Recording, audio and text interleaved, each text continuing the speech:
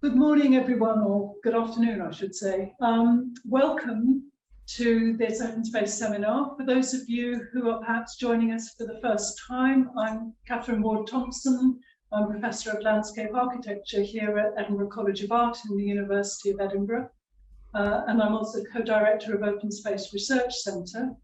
We're delighted today to have as our OPENspace seminar speaker a colleague of mine, Professor Ruth Jepson, from another school in the university, the School of Health and Social Science. I'll allow her to give a more detailed introduction to her skills, but Ruth and I both collaborate on a research project called Groundswell, among other things. So we're very interested in each other's work, and Ruth has been seminal in developing a lot of important work engaging communities in citizen science and in research projects looking at their own health and well-being. So I'm going to hand over to Ruth now, who's very kindly joining us, despite not feeling 100%. She's joining us online, so we're very grateful to her for giving us her time. Thank you, and over to Ruth. Thanks, Catherine. Yes, so today I'm going to try and distill quite a lot of ideas into 3/4 of an hour, and so there's time for comments. And this is some work I've been developing over the last few years, which is with colleagues, called a framework for co-creating sustainable and effective community projects. And the framework I'm going to be talking about actually can be applied to anything, and whatever size of project, from a very small project to a very large one. But I'm going to be focusing on community projects today, and specifically on ones in outdoor spaces, because, as Catherine said, that's what we're mainly working on at the moment through Groundswell, and I'll be very briefly talking about that at the end. So I just wanted to start off by, I'm going to tell the story of this area really as a way of trying to bring to life the frameworks. It's always difficult to talk about frameworks in these sort of theoretical terms. So here's an area, it's got a bench and some trees and some litter, and I've asked the question of you just to think quickly in your heads. What should be done here is my question. And generally what people normally do is they jump straight to a solution without knowing what the problem is, for whom and why. And often those solutions are based on their own sort of, if you're a researcher, maybe your discipline, or maybe your background, or your culture, or the context. So it could be that you suddenly thought, right, well, that looks like it needs rewilding there. Or other people might say, well, we need to clean up the litter or organise a community cleanup. Or some other people might jump to saying, oh, we need police patrols to stop that antisocial behaviour. So the problem with this approach, however, is that you then go straight onto the planning, the implementation, or evaluation mode without giving a lot of thought to what you're doing. You just intrinsically think it's a good idea. The trouble with that is, for every complex problem, there's a solution that's simple, clear, and wrong. And I quite like this example of, some of you may know it, it's in Edinburgh, and it was when they first put in the tram routes, and you can see a simple solution for them was just to have the cars in one place and trams, buses, taxis and bikes in another lane altogether. And I think some of you know there was a very tragic accident as well at the beginning of this, when a cyclist was killed by somehow going the wrong way over the tram track. So I think we can see that sometimes not all solutions are the best, and people don't really think about things in a very sort of systematic way. And I really like this quote that I use for something else, but it says, many evaluations arrive at a no-effect conclusion because the programmes, and we can think about interventions in question, were not fully developed, were fatally flawed, as we saw from the last one, or were so puny in terms of the actual delivery of the service or activity, that a change in outcome could never hope to be achieved. And, you know, a lot of us were thinking about 4 or 5, 6 years ago about how much time in sort of public health and social sciences or wherever, how much time was spent on evaluating programs, and we went straight into, and the monies were all given for randomized controlled trials and natural experiments, and very, very little monies or research monies were actually put into developing interventions. And actually, although there were some frameworks out there for developing interventions, many of them we felt were not really ones that could be done without a huge amount of time and expense as well. So a group of us got together in about 2016, and Erica Wimbush, some of you may know, she worked for NHS Health Scotland as it was then, and she was very much into evaluation. So there was a few of us that were interested in this, and we wrote this 6 steps in quality intervention development, which we wanted to readdress the balance between spending monies and time on evaluation versus spending money and time on developing interventions. And then more recently, we sort of updated our ideas and wrote a lot more and brought it into 2022 and published a book earlier this year called Developing Public Health Interventions, a step-by-step guide, which was based on these 6 steps. And that was myself, John McAteer, Andrew, Larry, and Audrey who wrote this. And as I say, this was a guide that's meant for practitioners and different people to be able to actually go out and do developing interventions. And I'd just like you to think about why it's important and why it's funny to me in a way, because when you think about drugs and development of drugs, they'll take years and years and years before they even get to the evaluation stage, and people will look very closely at the problem and the cause of the problem. But for some reason, when it comes to interventions involving sort of public health or transport or design or whatever, we seem to rush very quickly. We seem to think we intrinsically know what's right, and I think there's a little bit of a problem with that. So our 6 steps to quality intervention development, and I'm going to go through them with you using the bench in the park as an example, is to define and understand the problems, to then clarify which causal or contextual factors are modifiable and have the greatest scope for change, identify to bring about the change, identify how to deliver the change mechanism, your theory of action. Now, number 4 is the one that people would most identify as the interventions themselves, but it's a long time till we get there. Then test and refine interventions on a small scale and collect sufficient evidence of effectiveness to justify a bigger evaluation. Now, that's not necessary in sort of small community-based ones, but this was more as a response to, rather than starting out with your RCT before you even knew really what your intervention was and what it was hoping to do. So alongside these 6 steps are another 9 things we have to consider, and I really haven't got time to go into these in a lot of detail, but very briefly, you need to look at things like what's going on now, what are current policies. If you're looking at a population, you know, what are the health needs of a population? Who is the population you're interested in? I'm particularly interested in health inequalities, and I'll be touching on that in this section. Maybe not relevant to this section, but there are sometimes issues with ethics. Acceptability is incredibly important, and sometimes you'll get randomized controlled trials that say something's effective, but if it's not acceptable, then there's not really much point to it. And then you need to, and this is something I've thought about for a long time, and I think it's particularly appropriate to community-based interventions, in that you need to really build sustainability into that. And by that, I mean that if you've got something working, you've got to make sure it keeps on working after your, say, initial funding runs out. And I think a lot of you will know that often there's small bits of money that are out there. They use something works really well and suddenly that funding's gone and they say, well, you're not a new service anymore, so you can't apply for more funding. So it's very problematic in that way.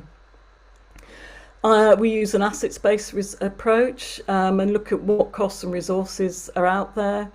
And also we look at systems, and people sometimes find this difficult, but it's not that difficult really. You can think about it simply in that if you think about the bench in the park and what system it's in, well, it's likely to be if it's in a park, then it's likely to be under the control of a local authority or Parks and Recreation. So the system in which it sits, it's within sort of that local authority, Parks and Recreation sort of system. If we're looking at something to do with buses, it would sit within a transport system, education system, and often they collide and intersect with each other. But I've tried to choose something for today that's quite simple.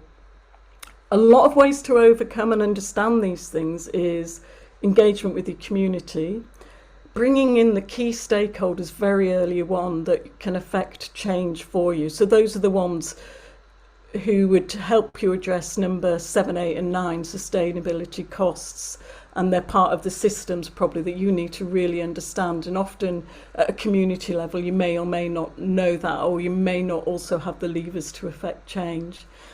You need to supplement sometimes with research when necessary. It's not always necessary. And then I would suggest creating an assets map as well, which again really helps you understand what you've got out there. And I can't talk more about that now, but it's something you can look up as well. So I asked what should be done here, and some of you started by, not some of you, but many people start by jumping to a solution immediately. And I deliberately left it a bit ambiguous in my question, because I think what should be done here is start by asking questions by, is there a problem here? And if so, what is it? And then you work to a solution. So you're really starting from a completely different place. Rather than solution going into implementation, you start at really understanding the problem and its causes.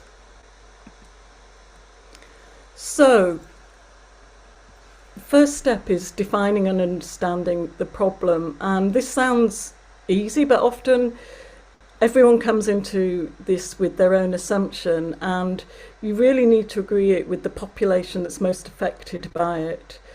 And you really need to agree there's agreement on the problem, because people have different understandings in this case of what a poor green quality space is. What might be poor for you as someone interested in urban design or ecology or biodiversity might be different from that person who's actually living in it and using in it. So you need to really understand what is the problem, and the problem to the people, as I say, who are most effective.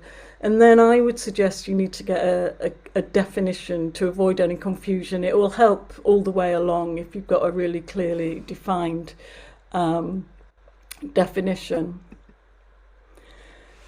One of the other things we do in 6 Squid is, and there's some people I know on who are listening in who are doing this at the moment, is we suggest that you can do this quite quickly, this whole process, with about 3 to 4 workshops and establishing a working group at the beginning to do a bit of preparatory work. And again, you need to have the community members involved, those who may benefit most if the problem's solved. So that's to reduce health inequalities. Maybe some of those who already use the space, and I'm going to come at, you'll see why I'm saying that in a moment with my example. Community groups maybe, who, maybe friends of the park or whoever, or other people. These will be your, maybe go into your assets maps or get from your asset map. Those responsible for the upkeep of the park, you have to have them involved really for any solution. You may want youth or social workers. This is again looking at another system that can maybe help people that can help you, especially if you think if young people are using the space. You might have local authority representatives, and you may have public health representatives as well. These are all depending on where you're coming from, where your starting point is really. These are just some examples of the type of people you may want at the beginning. And the reason I'm saying this is that not everyone understands the problem in different way and the causes of the problem. The first thing you probably need to do is really understand the context and history to this particular area. And I'm not going to again talk much about this. This is another seminar for another time maybe, but you could use Our Outdoors, which is a citizen science app that we've actually created here in Edinburgh as well. And what you can do there is you can collect baseline data of actually how people feel in a space at a time, the factors that affect those feelings, whether it's noise or litter or other people. We can collect some demographic data. You can upload photos of what they see, and then that will help you then potentially start conversations about who uses the space, who doesn't, the history to the space or whatever. And you can just see there's a picture there of the types of data you can collect. And this is one we collected a few weeks ago as part of the Festival of Science programme, where we asked people to take pictures and then rate the space. So this is an example of what people may or may not say. I've made all these up for the purpose of this talk. So some people are saying, or most people are saying, it's dirty, it's full of litter, it's a place to avoid. But then you've got some people saying, well, it's no problem, I sit here with my pals. And then other people saying, yeah, I still use it because it's a quiet place for me to be. And then you've got the people who aren't using it at the moment, who's saying it would be great if it was cared for. Okay, so you've got some idea of what's going on. So you may then decide as a group that your agreed definition of the problem is that it's neglected and the litter is not removed. But for me, as a public health person, I always need to be thinking, but will a solution benefit those who may need it most? And if we come back to those comments again and we hypothesize who they could belong to, we may start to see some patterns about who doesn't use the space and who may not even benefit even if the space is improved. And you see that there'll be some people that maybe have conflict at home or whatever that will just come out because they need a safe space, and also teenagers who want to come out and just be somewhere because they need to interact with each other, they want to be with each other, and they want to be away from home as well. There's people that may use it because if it was better because they're anxious or they've got poor mobility, want somewhere to sit. And then some of the other people that I've sort of put on the right hand side, they are saying, yeah, they're still saying the same problems, but actually there may be, in terms of a public health benefit, not going to get much additional benefit if this place was improved. So I always thinking about this, who's it going to benefit most if we improve this space? And it can really help you then sort of start to focus on things a bit more and about who you want to bring into the conversation. And for me, it'd be people on the left-hand side of the screen that you would be wanting to create a space and a place for that suited their needs, rather than the people on the right-hand side who've got other spaces and places or other ways of being fit and healthy.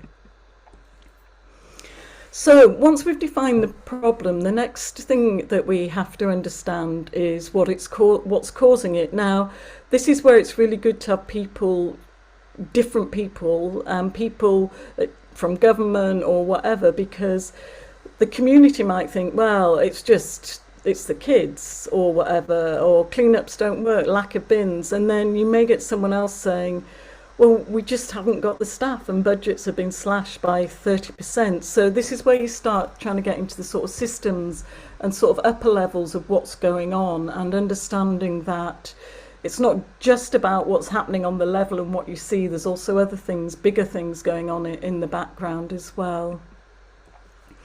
Now, one way of representing this, and we use this a lot, and it's quite an easy way, especially if you're working with communities, is to do what we call a fishbone diagram. And on the right hand, at the head of the fish, you put what the problem is, so that it's neglected and litter not removed. And then on each of the sort of fish bones, you put what people are telling you are the causes of the problem. And if possible, you try and group them. And here, I have grouped them by individual, community, environmental, and government and structural. And some of you will know that this is sort of based loosely on the socio-ecological model of health, which we use a lot in public health. So these are just some hypothetical examples of my hypothetical group has told me that it's lack of bins in terms of environmental, lack of interesting features, so then people don't sit there. There's nicer areas in the park.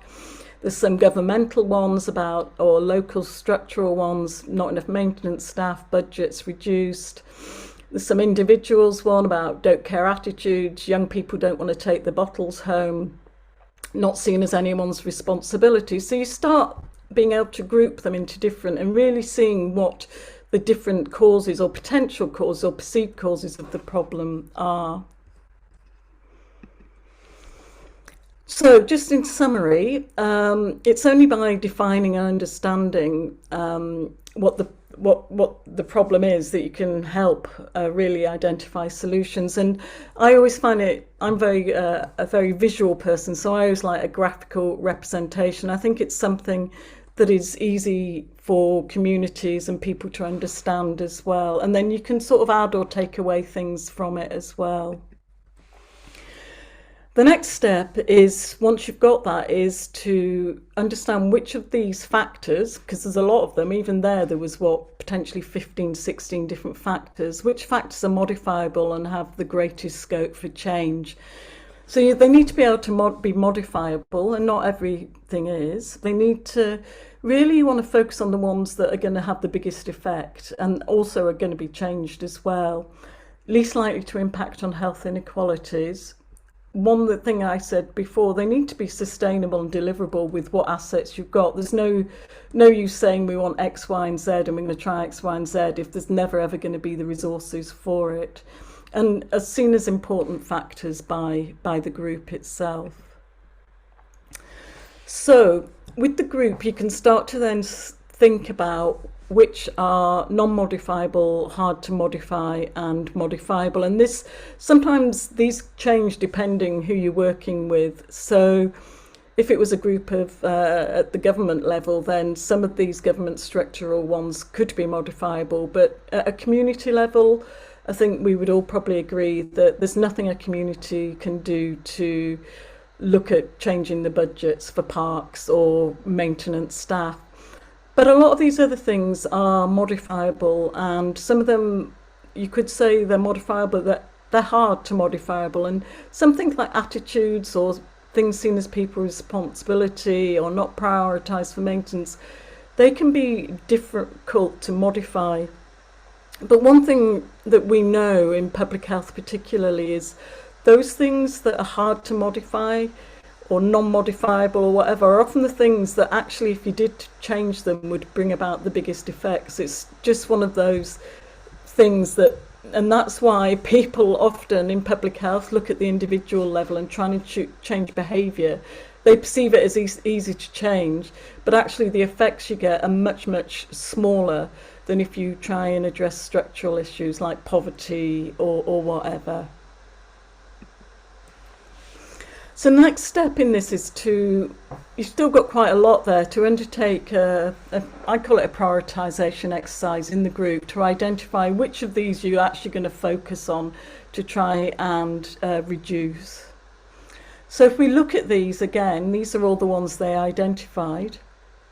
And sorry, sorry, I can't. So in terms of creating the biggest effect, I think I said before that if you had enough maintenance staff and budget, that would cause the biggest change, but that's outside what we can do. So the other ones that you could say the group decides to focus on are some of these harder to modify ones, that if you actually get people who actually look after and want to care for the space and are responsible for it, and it's prioritised for maintenance, then you could actually cause a change. And other people might say, oh, well, if we stop the young people using the space, we won't get all the bottles. And if there was bins there as well. So you can sort of start to see how they're starting to prioritise. But it's not just all about what's the biggest effect.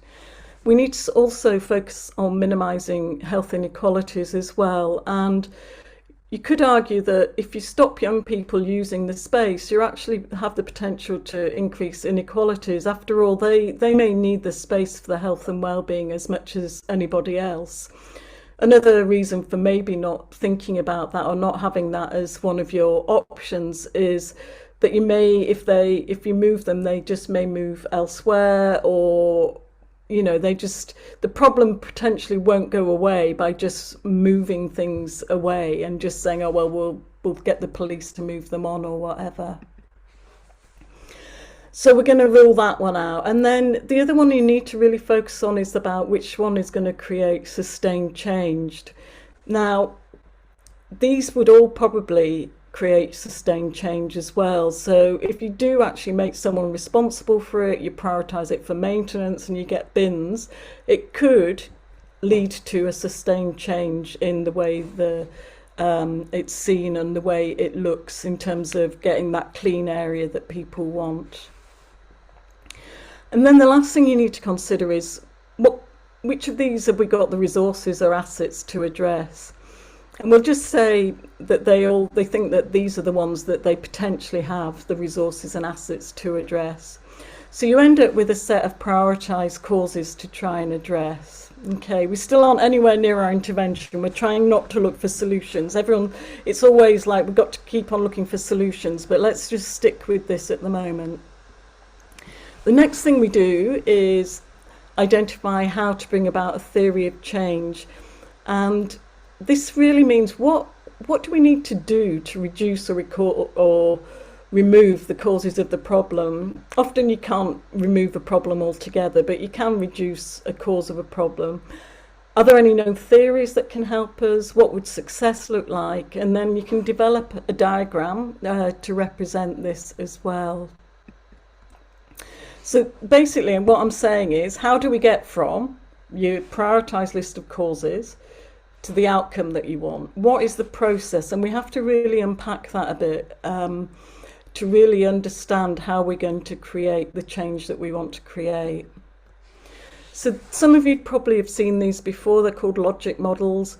And this is just one way again of visualising how you get from A to B, from your causes to your outcomes. And they're very simplified and they're very linear, so it's not what the real world looks like, but they can be useful for helping us understand. So in terms of don't care attitudes and no one's seen as any responsibilities, one way we know that can help is creating a feeling of ownership.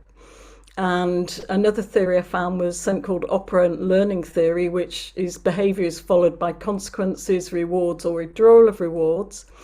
And so what you can do is think about, well, if I developed a theory of ownership, what would that look like? And so this isn't telling you at the moment, it's not telling you what to do, it's hypothetical still. So for example, if we can get people to engage with us, if we can get them to develop a sense of pride and ownership, that could lead to them wanting it to keep clean, and it could lead them to having a looked after area.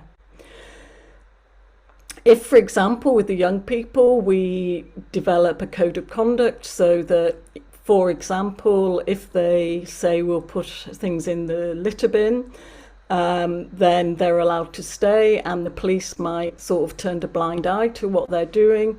As long as they're following the code of conduct, we could hypothesize that they receive a reward for the good behavior, which is staying there, or if they don't, then they may get something else happening to them, the police hassling them a bit more or something, and that would result in a looked after area.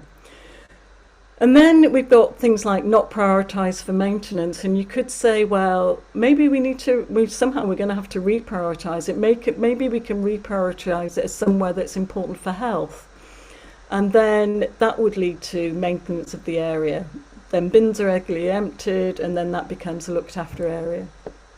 Finally, the lack of bins. Well, this is quite a well-known theory. It's called nudge theory that you've probably heard about, which is that decisions are made subconsciously, and with contextual clues. So a bin is a contextual clue. You put it in the area, people then think, oh, I need to put my rubbish in there. So this is what's called a theory of change, but it doesn't tell you how to do it. So the next thing is how we deliver a change mechanism. So this is, what do we do to make that change happen if we think that this might work? So this is the nuts and bolts stage of the intervention development. It identifies and plans how you activate the change mechanism. You develop one or more activities or interventions to activate the change for each of these theories, and then you develop an action plan. So this is a theory of action, and you can see rather than the theories, I put some example activities in place of the theories. So we have the theory of creating ownership, or so potentially you could work with the youth workers to start conversations with young people and start some activities with them that would maybe develop a sense of ownership. And want to keep it clean. You may also co-design some small projects with people as well. You might want to involve community officers, community police officers, again, to develop codes of conduct and ask people, and working with those young people rather than doing it for them. So develop some agreed code of conduct. Building maintenance of the area into a work plan, if you can work with the maintenance staff or the people that are responsible for the park. And then you've got the installation of bins as another activity, therefore a bit easier to do. Then you need to develop your action plan. I'm sure many of you have done these things before, and it's always good to think of what, who, when, where, the cost, and who's got overall responsibility. So I've just made these up, but you could start with conversations about the importance of the space to young people and how their role in keeping it clean for them and also for others. And that could be with youth workers. And then, as I say, you just might have it in different months, and then conversations with community police and the young people. And in terms of the costs, well, we would think that there probably are in the area, because this, in my head, is a low-income area. There are probably some youth workers that might help out, or we know that there's the community police that are already trying to deal with this group of young people that some people have found troublesome and are leaving litter. So that's then developed an action plan. But that's only one step in this as well. The next one is that step 5 is to test and refine your activities on a small scale, because you probably won't get it right the first time. Some of these are hypothetical theories. Some of the activities may not be right. So you need to think about collecting some data particularly on the delivery of the intervention, because it may be that you're not going to have people turn up to the activities. You've made a lot of assumptions there that you're going to create these community conversations and people are going to turn up, but we don't actually know if that's going to happen. So you always need to test your underlying assumptions and to see if they are correct. And then if the activities aren't creating the outcomes you want at, say, 3 months, you need to then find out why and refine either your theory of change or action. Because if you don't create change at this point, you're not going to get on change the long-term things either. So you need to make sure that all your sort of change mechanisms, your activities, are working as you intended. Otherwise, you're not going to get to the next stage of getting the outcome that you want, really. And then if things are going well, you can go on to step 6. So the great thing about a theory of action is it gives you sort of a framework for developing your evaluation as well. So because you've already thought out your theory of action, then you can use some of these items you've got, say, in your short term, what you want, changes you want to capture in your testing phase. For example, a bins place near the area. Is the area starting to be maintained? Because if that's not happening, so you need to go back to your activities or your theory of change.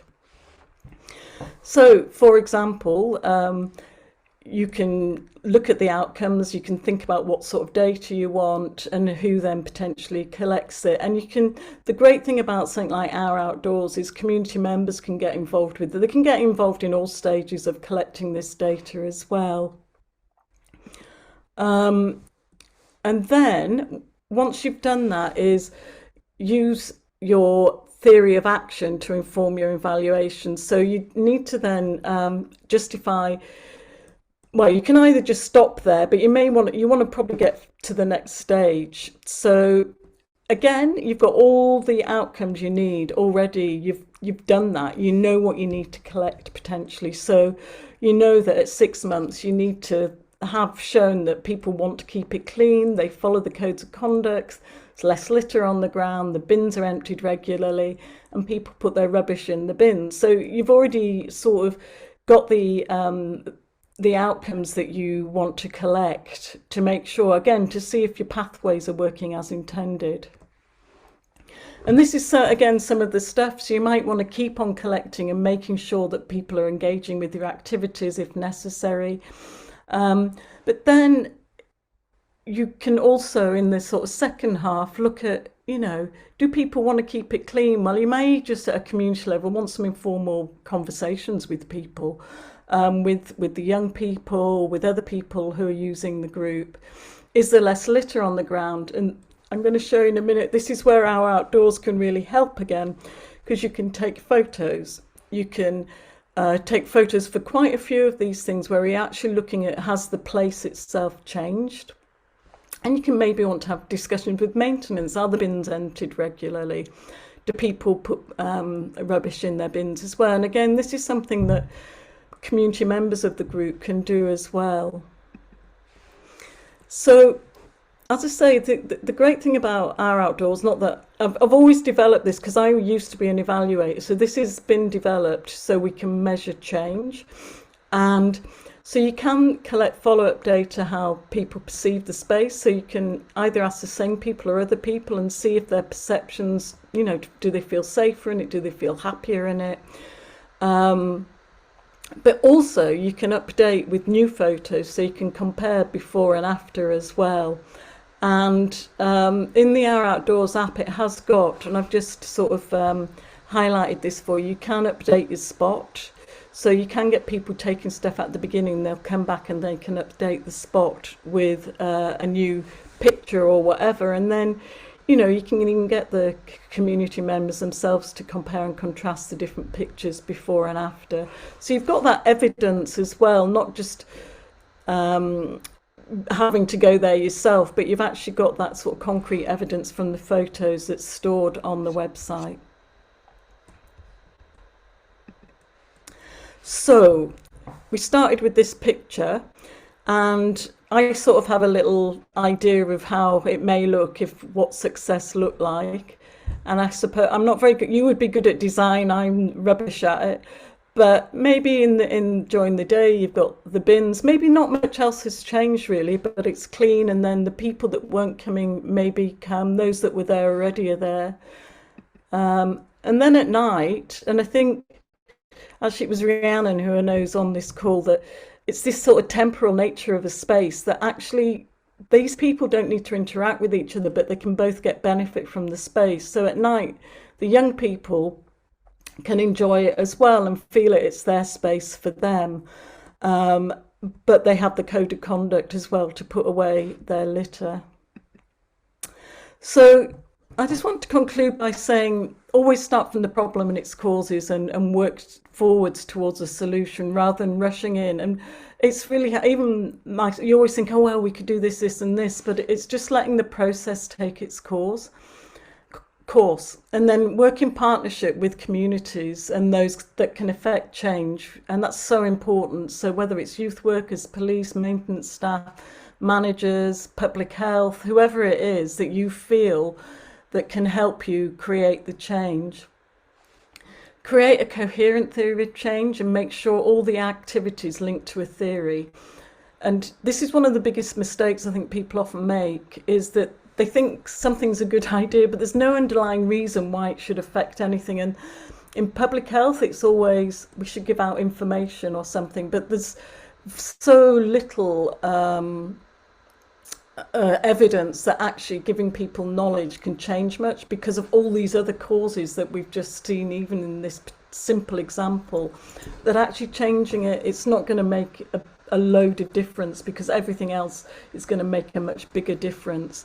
And if you can't link an activity to a theory, you don't do it or revisit the theory. And then use your theories of change and action to develop your evaluation plan, because it's all there for you. You sort of know what you're trying to do then. Catherine mentioned Groundswell at the beginning, and I know there's quite a few people from Groundswell listening in, and just to say that this is a large consortium that comprises universities, local authorities, third sector, public health, communities. It's a 5-year project currently in U2, and in Edinburgh the co-directors are myself and Catherine. And if there are people there that are interested in doing something like this in sort of outdoor spaces, public spaces, we may be able to help you with some of aspects of this. And I've put Stephen on as a potential contact for you. And we've got a little phrase, some of us, the ones that wrote a book, saying if you've got a problem, then 6 squid it. And you can do it. I do it in my own life a lot still. I just think about, what is the causes of the problem I've got, and then try and create my theory of change and theory of action as well. So, it's not something that has to be a big thing. It can just be a little thing that you just think things through in a bit more of with a framework, I suppose. So that's me for now. Thank you.